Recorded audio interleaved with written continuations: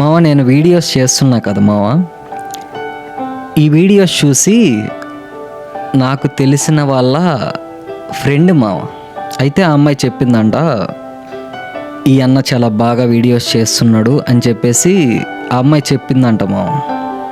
అయితే ఆ అమ్మాయి నా వీడియోస్ చూసి ఎందుకు తను చెప్పే సొల్లు వింటున్నావు అన్నదంట మావ. అయితే ఆ అమ్మాయి కూడా ఇలానే ఓ ముగ్గురిని నలుగురిని వెంట తిప్పుకొని వదిలేసిందంట మావ.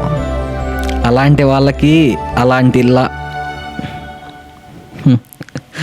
అలాంటి వాళ్ళకి సొల్లని అనిపిస్తుంది మావ.